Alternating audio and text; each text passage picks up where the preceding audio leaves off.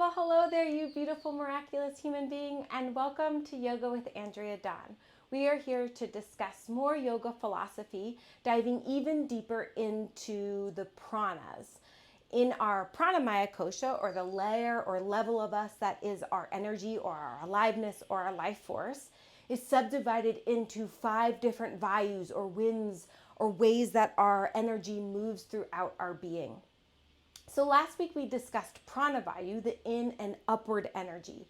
Today we're going to discuss apanavayu, the down and outward moving energy. And so while we talked last week about filtering what comes in so that our innate knowing doesn't have so much work to do, then today is all about recognizing that even when we filter, we're going to have work to do about what we excrete and what comes out. And so that can be in the very physical sense, right? Like, our feces, our urine, our menstruation, our ejaculation, all things that come out of us. But what I want to really focus on is our pain and how important it is to acknowledge, feel, and process that pain and hurt that sometimes just gets stuffed in. And then our innate knowing and wisdom has all of these blockages within us that get stuck and stifled, and we experience that as anxiety, depression, fear, unworthiness. So let's take a look at what I've written about apanavayu. Our prana, or life force or aliveness, is subdivided into even 5 more subtle energies called vayus. Vayu, as we remember, can be translated as wind, with the root as va, or that which flows. These flowing energies move in different directions and control different parts of our beings. They are pranavayu, apanavayu, samanavayu, udanavayu, and vyanavayu. Last week we explored pranavayu, the inward and upward moving energy associated with the heart chakra. Today we examine apanavayu, the down and outward moving energy associated with the muladhara, or root chakra.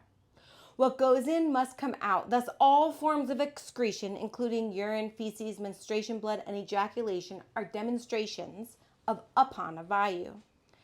Acknowledging what physically comes out of us is relatively transparent, and yet we can continue to observe the vast array of thoughts, emotions, tendencies, and beliefs that are required to be flushed from our being daily in order to remain in balance. By being conscious of pranavayu, or what goes in, is one way to limit the amount of waste removal we need to provide ourselves. However, even when we nourish ourselves with healthy food, inspiring conversation, mindful movement, and a clean environment, life has a way of continually lifing. And we are sure to experience hardships in our relationships with others, with ourselves, with our environment, with our work, with our food, and the list goes on and on. The obstacles are endless. It is the opportunity that is either digested and transformed and expelled, or missed, stifled, and stuffed deeper within to rot and literally ruin our lives. Every single hurt has its place, and it is our duty to hear it out, to hold it, and to handle it with deep care and compassion. This kind of reverence for your own person in pain will in turn heal it. Only then are we granted the power to remove it. This space, previously occupied by our pain, is now available and fertile to grow an abundant garden of grace, gratitude, and godliness. And I think that part of having compassion for our own person is key. Sometimes it feels easier to have compassion for others. When we see others in pain, when someone we love is hurting, we can give them that compassion and grace for their hurt. But oftentimes it's most difficult for ourselves. But if we recognize that we were sent here to take care of us, maybe we can give ourselves a little bit more grace and space to hold ourselves when we're in that pain, instead of stuffing and stifling it in, where it will rot and ruin our lives.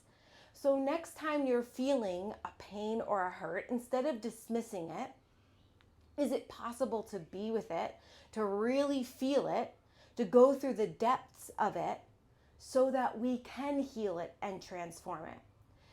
And we can see all of this like in our problems. Oftentimes there's an initial perspective. And that initial perspective doesn't allow us to see with clarity. It doesn't allow us to see the facts because we're coming from a place of hurt and trauma. So it is so important for us to remove those previous traumas and problems so that we get to go through our days without that layered upon our seeing, so that what is happening now can be directly processed as it's happening in real time. We might take that time and space at the end of each day. But if we've ignored all of those past things, then those are layered upon the things that are happening in this moment. I hope this was helpful in understanding Apana Vayu, our down and outward moving energy, and how important it is to filter what is coming in and to also recognize our pain. Thank you so much for listening. I hope you will come back, and please make sure to like and subscribe so that these videos automatically pop up for you and you can be up to date on our philosophy studies. Peace, peace, peace, shanti, shanti, shanti. Namaste, yogis.